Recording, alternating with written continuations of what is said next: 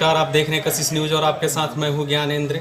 सरकार कई योजनाएं चला रही है, जनहित को लेकर के कई प्रकार की योजनाएं चलाई जा रही है और प्रत्येक जिलों में इसकी देखभाल की जिम्मेदारी वहां के जिलाधिकारी की होती है। इसी आलोक में खगड़िया जिलाधिकारी अब आलोक रंजन घोष कई गाँवों के दौरा पर निकले थे और इस दौरान सरकारी योजनाओं का वो जायजा ले रहे थे। और इसी दौरान जब उनके नज़रों के सामने बख्तियारपुर मिडिल स्कूल दिखा तो उन्होंने अपनी गाड़ी को रोक दी। स्कूल में क्या कुछ व्यवस्था है, कैसे सरकारी योजनाएं ज़मीनी धरातल पर चल रही है, इसकी जांच करने के लिए वो स्कूल पहुंच गए। बाहरी तरीके पर सारे स्कूल का मुआयना किया। जब बच्चे पढ़ रहे थे, साहब आलोक रंजन घोष तुरंत स्कूल में प्रवेश कर गए, यानी कि क्लास में चले गए और बच्चों को पढ़ाने लगे। उन्होंने कहा कि भारत के किस दिशा में नेपाल है और उन्होंने बाज़ाब्ते ब्लैक बोर्ड पर भारत का नक्शा भी बनाया और बच्चों को बताया कि कैसे दिल धड़कता है और दिल धड़कने का मतलब क्या होता है। पहले वो वीडियो देखिए।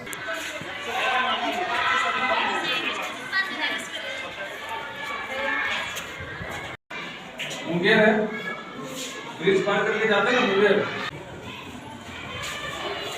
यहाँ पे कौन सा है? नेपाल।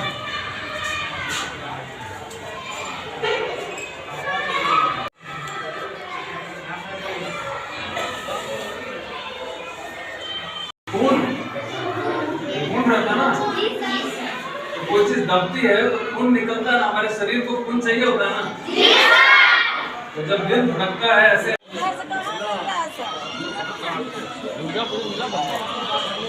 विद्यालय में भी यहाँ पे कुछ बच्चों से बातचीत की। सारे बच्चे, अधिकांश बच्चे पोशाक में हैं। खाना पीना जो बनता है स्कूल में एमडीएम वो ठीक से बन रहा है। कुछ समस्या बताई गई है इस विद्यालय के संबंध में। 4 दीवारी की आवश्यकता बताई गई है। साथ ही साथ एक 2 मंजिला भवन है जिसका कि द्वितीय तल का इस्तेमाल पूरी तरीके से इसलिए नहीं हो पा रहा है क्योंकि योजना बीच में ही रुक जाने के कारण जो इसमें सीढ़ी का निर्माण नहीं हो सका है। तो हम लोग उसके लिए वैकल्पिक व्यवस्था यहाँ पे निश्चित रूप से करें ताकि बच्चों ने देखा कि किस प्रकार डीएम आलोक रंजन घोष बच्चों को पढ़ा रहे हैं।